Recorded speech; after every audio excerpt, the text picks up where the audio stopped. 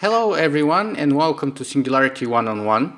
Singularity One-on-One is a regular feature of singularityweblog.com where you can go and download it or listen to it in full. Today my guest on the show is Rob Spence.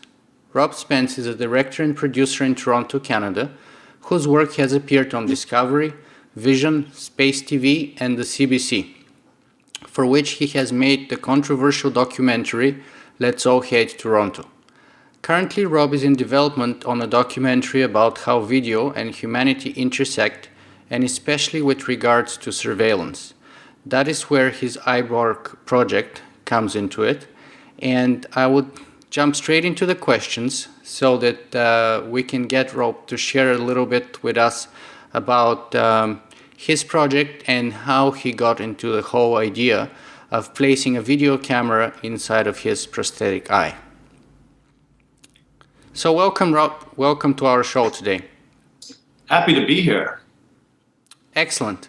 So would you mind sharing with us how you got the idea of placing a camera inside of your prosthetic eye?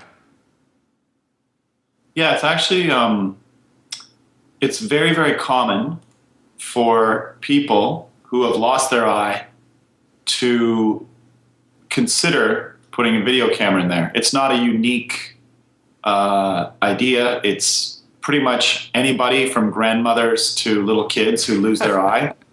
It's just something that the idea is out there in science fiction pop culture, especially, the Bionic Man. It's not a new idea, and it's something that it's almost like if you lost your hand, would you consider getting a really powerful mechanical hand? It's just that nobody's really done the camera eye before. In my case, I just started making calls to a lot of engineers, and we did it. Well, but then the whole question comes, why do it? I mean, yes, people do consider replacing it with, if they lose a hand, as you said, for example, replacing it with a more powerful hand. But on the other hand, there's a very strong anthropomorphic tendency for people to want to get the same hand that looks the same, that feels the same, ideally the same hand, and not usually, I think, not a better one. I think that the case where they go for better parts is the more rare case rather than the more popular one. Yeah. Isn't that the case? I would disagree, actually. I think that used to be more the case, but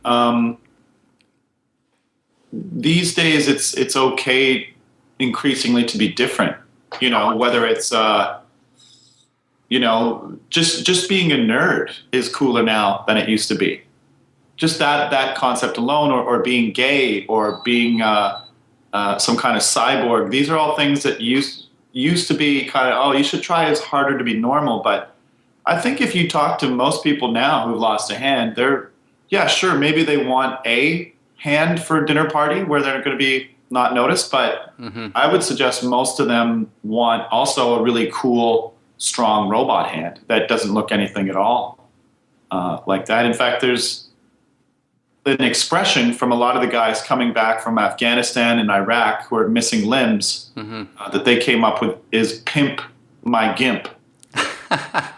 And so if you think about the philosophy of this, it's a guy coming back from the Korean War would be more like the way you suggested. Yeah. They want to go to a dinner party, have a long pant, a big boot, and try not to limp. So it looks as if they're as normal as possible. Whereas the guys now, they have, the Pentagon has put a lot of money into incredibly powerful, cool legs with shocks and metal bits, and they put on shorts and go play soccer.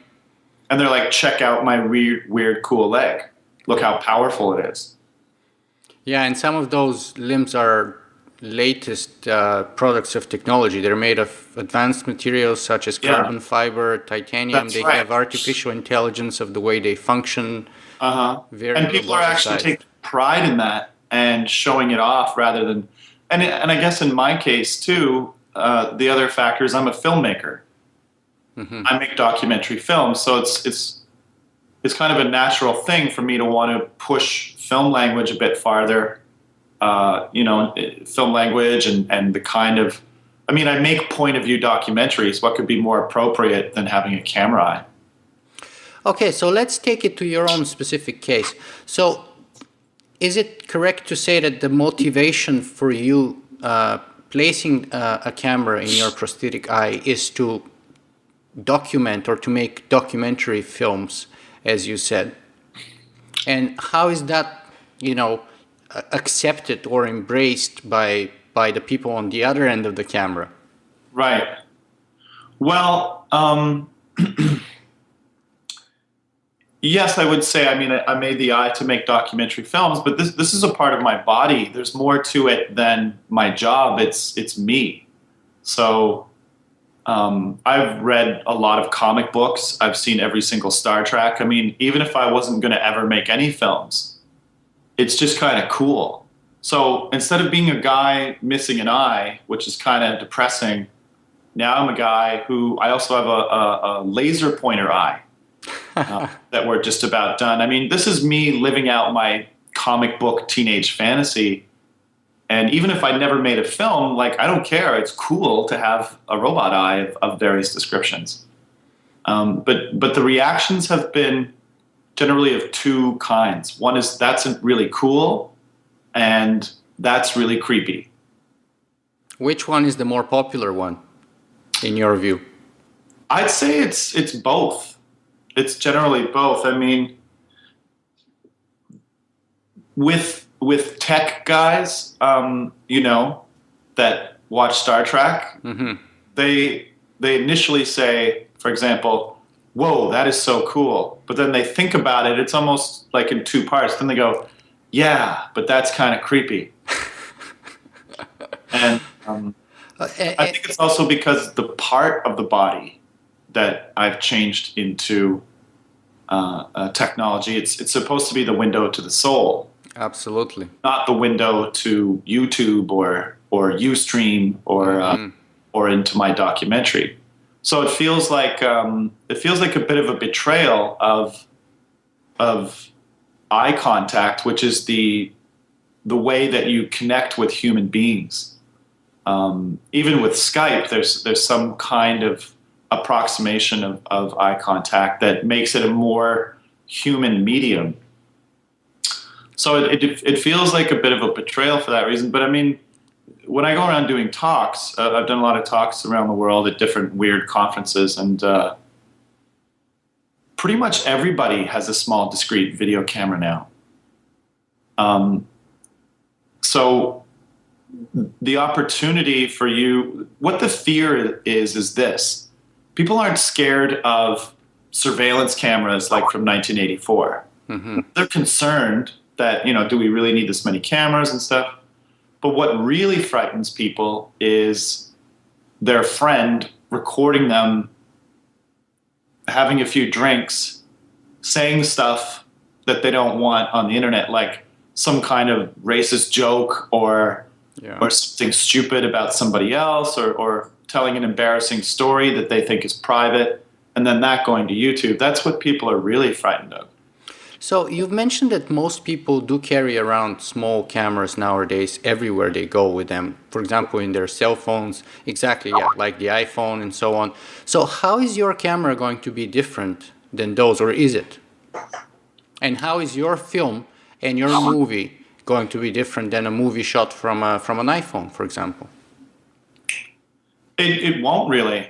But that's what's interesting about the criticisms of me, and like, everyone has a small discrete video camera. It's not really the technical part of it, although there are unique parts. There's blinking, there's glancing around because a false eye moves now with your other eye. But it's kind of the same.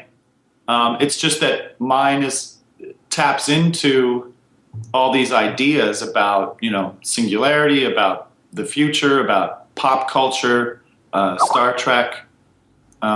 It's also like replacing a part of your body that's so human.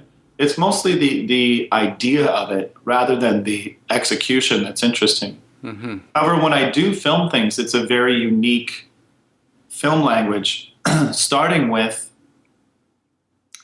do you know in Star Wars when Princess Leia is like, Obi-Wan, you're our only hope? Yeah, yeah. and it's a From hologram. R2D2, yeah, the hologram Yeah, and to it Luke wiggles. Skywalker. It gets a little bit of interference. Fuzzy. There's actually analog signal.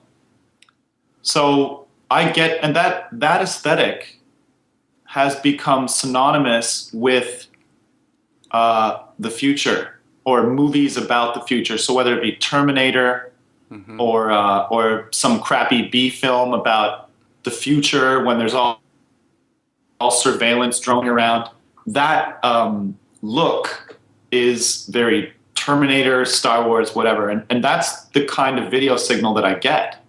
So starting with that taps into all these ideas. Then my eye glances around and blinks. So in terms of film language, we have already become used to the crappy handheld film language, which used to be considered totally unprofessional and a big mistake. And you would never, ever do that. Yeah. You always put stuff on a tripod or a steady cam. Otherwise, you're not making a good film. But then we had everybody with their own devices. We had soccer moms with their cameras. We had Blair Witch Project. If you were to show Blair Witch Project to somebody 40 years ago, they'd say that is unwatchable. It's a big mistake. That's not filmmaking. That's not the way filmmaking should be. And then I'm going to go a little step further, and there's going to be blinking and glancing around. So we went from the camera on a tripod, which is approximating the eye of God, moving around carefully, perfectly, like a spirit. Yeah. Then we went to a little bit closer to the human experience. What do humans see through these devices they hold, like in Blair Witch Project? And they don't hold it perfectly like an eye of God. They hold it like a human being. To the next stage, which is my actual eye. And this is the way we look at the world. So in other art forms like acting, you could say acting used to be on a tripod many years ago. Philip, what are you doing? Nothing, John. You know, nobody talks like that. But then Marlon Brando came along and people started overlapping each other's dialogue. They sounded more like we sound in everyday life. And painting and writing all used to be more from a eye of God point of view. Then it became stream of consciousness writing, the way that we actually think in our heads. So for me, just artistically, that's the big difference anyways between shooting with this and shooting with my eye. So in a way, you're bringing a new level of realism and sort of a new aesthetics of the imperfect but realistic point view. Exactly. Together with the eyelashing and like everything. Yeah. And you know, I get a lot of there's a lot of people that say I should make software to eliminate the blinking and try not to my eyes so much. But that's like some guy telling an actor who is speaking more like the way we speak is like, you know, you're speaking too much like the way we actually speak. You should speak more like Shakespeare actors because that's the way you're supposed to act, as opposed to the images I'm getting are a combination of 1970s, 1980s wiggly video effect and the way that we actually look at the world. Interestingly enough, big Hollywood blockbusters have at least some elements of those. And I can think of two movies off the top of my head here. One of them is the Jason Bourne movies, the trilogy with Matt Damon, where the director quite often has super shaky first point of view camera shots.